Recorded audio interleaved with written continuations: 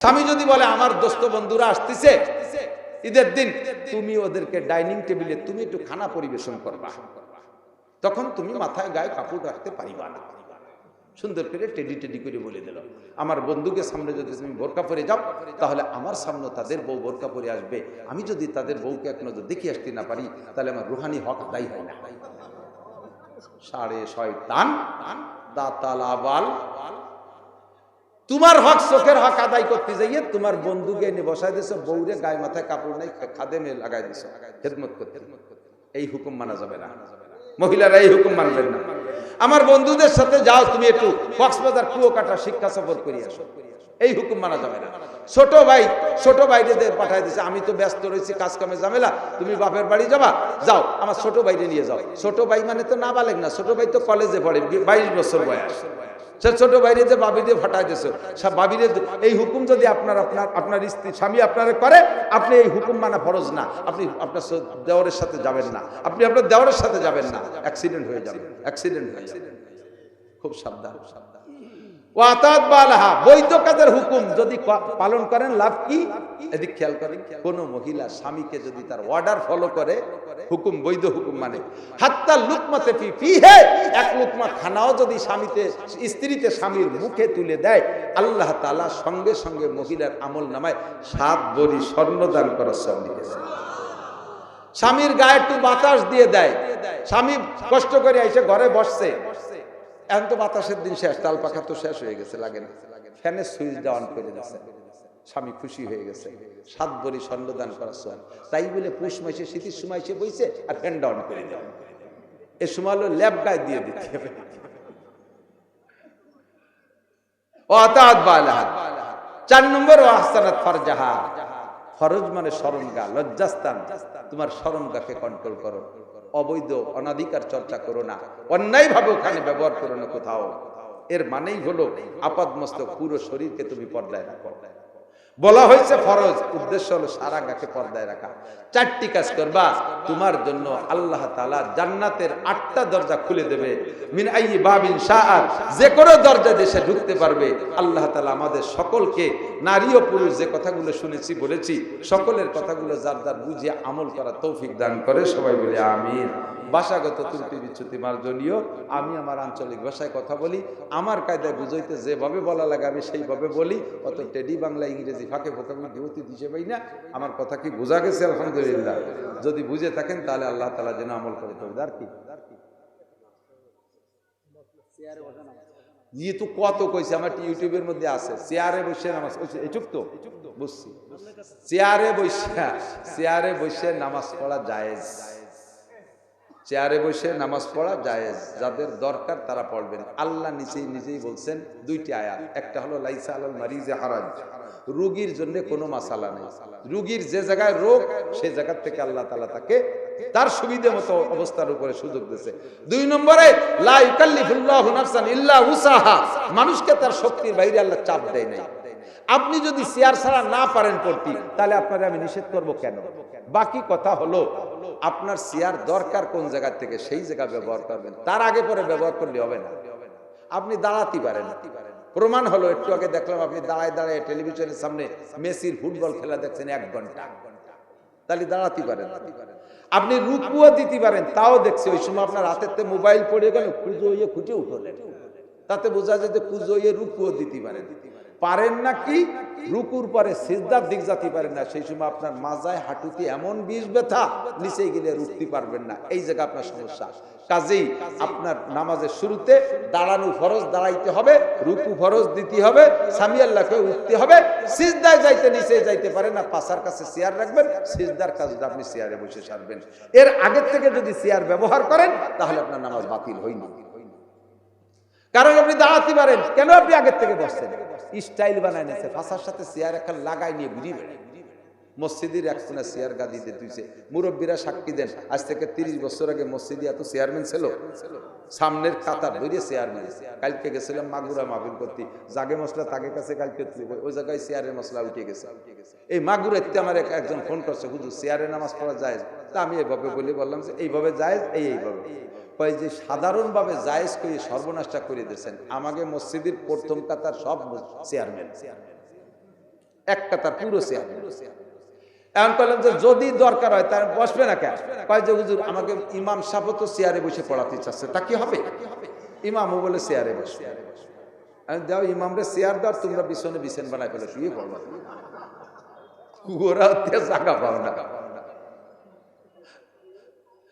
আল্লাহ পাক রব্বুল আলামিন মাসালাগুলো বুঝে এই যে জিজ্ঞেস করছেন খেয়াল রাখবেন, অনেক মাসালা সমাজে অনেক অনেক ফতোয়া আছে।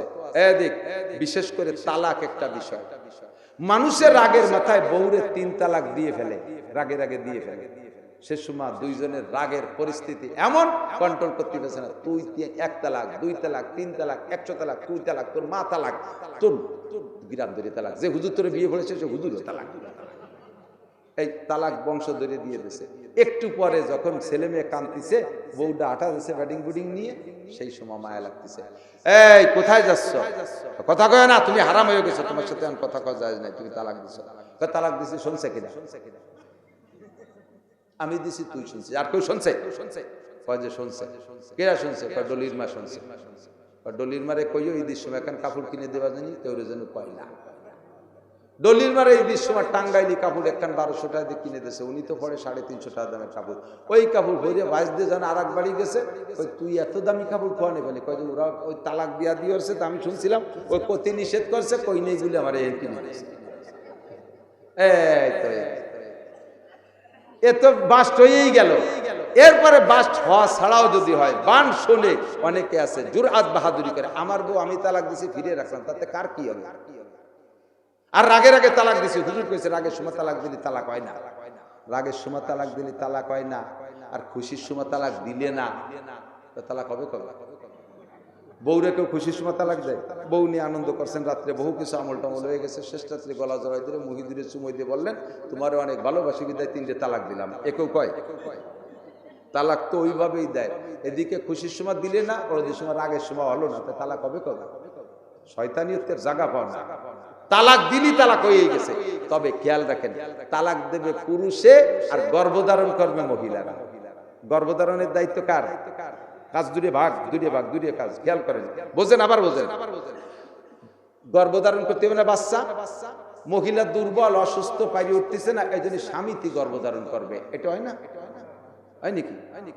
বউ যত দুর্বল হোক আর স্বামী যত শক্তিশালী হোক, গর্ভধারণ করতে হবে, বাচ্চা পেটে নেওয়ার দায়িত্ব মহিলাদের। সেম, স্বামী যত খারাপ হোক আর ভালো হোক, তালাকের দায়িত্ব পুরুষের। মহিলা জীবনও তালাক দিলে তালাক হয় না। পুরুষে যেমন গর্ভধারণ করতে চালি গর্ভধারণ করা হয় না, নারীরাও তালাক দিতে চালি তালাক হয় না, ওই তালাকের কোনো ভ্যালু নাই।